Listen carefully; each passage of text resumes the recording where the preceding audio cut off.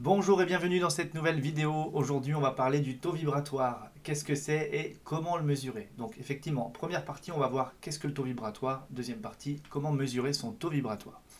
Le taux vibratoire, c'est votre fréquence moyenne, c'est-à-dire que tout ce qui nous compose sur le plan physique et sur le plan subtil a sa propre fréquence. Et si on additionne tout ça et qu'on en fait la moyenne, eh bien vous aurez votre taux vibratoire moyen. Ce taux vibratoire, il peut changer d'un jour à l'autre quelque peu, mais c'est surtout qu'il peut être affecté en fonction de votre état émotionnel, votre état psychologique, également si vous avez une maladie par exemple, et aussi en fonction des charges énergétiques que l'on peut avoir. Par exemple, si on mesure le taux vibratoire d'une personne avant un soin énergétique et après, selon toutes les charges que cette personne avait sur elle, eh bien on va voir qu'il peut y avoir comme ça des grandes différences. On pourrait dire que soit on vibre à ce que l'on est, soit on vibre plus à ce que l'on a. Et si on enlève tout ce que l'on a en termes de charge, on va retrouver sa fréquence et plutôt ce que l'on est.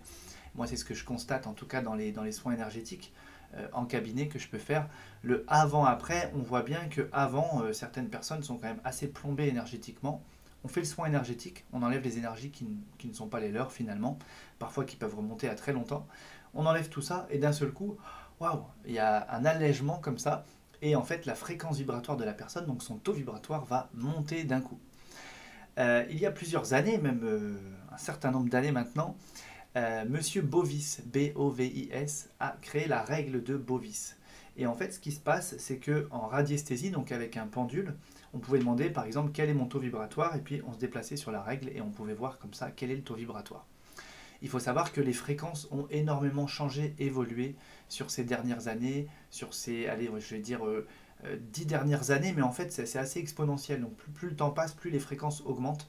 Donc si vous voulez, les valeurs qui étaient données sur la règle de Bovis, à mon sens, aujourd'hui ne sont plus correctes parce que ça évolue, ça évolue, ça évolue. Donc c'est pas quelque chose que moi je mesure, en tout cas régulièrement. Je l'ai fait dans mes débuts parce que ça m'intéressait. Donc je ne suis pas vraiment au fait de ce qui se mesure en ce moment en termes de moyenne par rapport aux différentes personnes. Mais c'est vrai que quand on commence à mesurer un certain nombre de personnes, on va se retrouver avec un panel qui va être représentatif et ça va nous permettre comme ça de réétalonner, on pourrait dire, la règle de Bovis. Donc dans la règle de Bovis, ce sont des unités Bovis, ok. Et donc soit on prend la règle, mais comme je vous dis, c'est plus trop d'actualité, plus trop à jour, pardon. Soit on prend ce qu'on appelle un cadran. Donc vous savez, c'est vraiment un demi-cercle et en fait ça va de 0 à x. Et en fait, plus ce x va être élevé, plus vous serez sûr que votre mesure va pouvoir se trouver justement dans, ce, dans cette valeur, quoi. Vous voyez ce que je veux dire? Donc si les valeurs vont pas très loin, bah, ça se trouve, vous êtes déjà en dehors de ces valeurs-là dans votre taux vibratoire actuel. Donc il vaut mieux prendre une règle de Bovis où ça va assez loin, et ça se trouve facilement sur Internet, hein. Vous tapez règle de Bovis, Google Images, et vous allez voir, il y a plein de choses, mais ça a quand même beaucoup changé ces dernières années, donc attention. Et après, il faut aussi voir quelle est l'utilité de mesurer le taux vibratoire. Alors on va dire que quand on a un taux vibratoire qui est très bas, ça peut indiquer qu'il y a une maladie qui est en train d'arriver ou qui est déjà présente, mais on n'est pas là et on n'a surtout pas le droit de poser des diagnostics, donc ça nous donnerait une information, mais voilà, tout est relatif. Après, en termes de développement personnel, vous pouvez mesurer votre taux vibratoire aujourd'hui et le remesurer dans un mois, dans 6 mois, dans un an, avant, après un soin énergétique. Moi, je préfère le faire, je préfère vous dire de le faire pour vous-même en tout cas, plutôt que de commencer à faire ça pour autrui, parce que finalement, vous allez donner un taux vibratoire à quelqu'un, qu'est-ce qu'il va faire de cette info? Et puis après, il y a une petite guerre d'ego aussi qui peut se passer, c'est-à-dire que ah oui, mais moi j'ai un taux vibratoire qui est plus haut que le tien, etc., etc. Et ça donne lieu à des trucs qui ne sont pas du tout alignés à mon sens.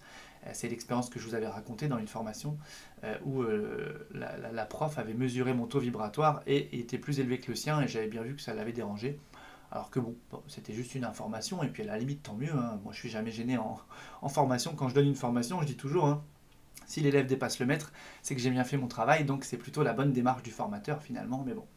Donc attention à ce qu'on va faire de ça. Donc le taux vibratoire, on peut mesurer le taux vibratoire d'une pièce, le taux vibratoire d'un lieu, le taux vibratoire d'un animal, d'un objet même également, de nous-mêmes. Et effectivement, vous voyez, avant ou après un soin énergétique, ça peut changer, avant ou après une méditation, ça peut changer.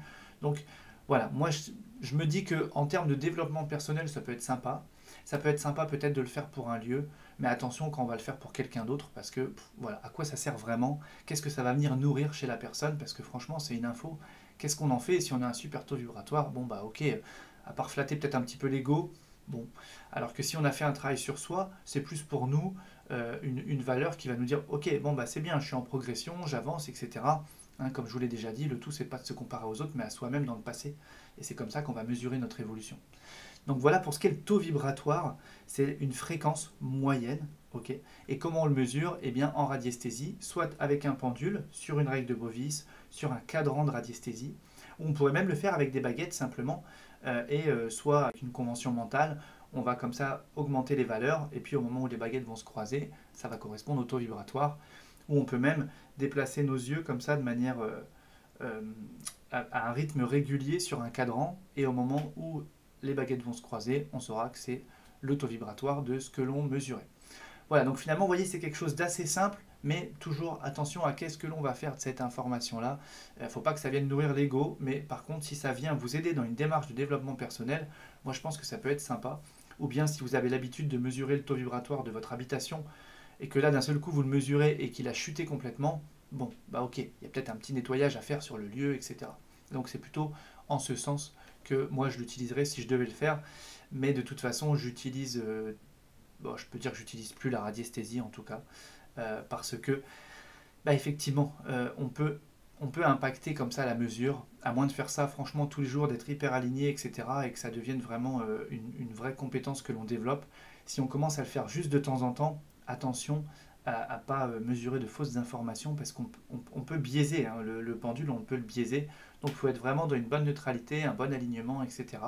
Et la radiesthésie, je trouve que pour la maîtriser, il faut vraiment la pratiquer, et même si je vous dis qu'il ne faut pas mesurer pour autrui, finalement, moins on est impliqué dans la question, plus il y a de la neutralité. Alors que si on mesure le taux vibratoire pour soi-même, ben finalement c'est pour soi. Donc à moins d'être complètement détaché de la réponse, vous voyez, on peut comme ça un petit peu biaiser les infos. Donc bon, voilà, il faut toujours faire attention. Voilà, c'est tout pour cette vidéo. J'espère qu'elle vous a plu. Si c'est le cas, le petit pouce en l'air. Et moi je vous dis déjà à très vite.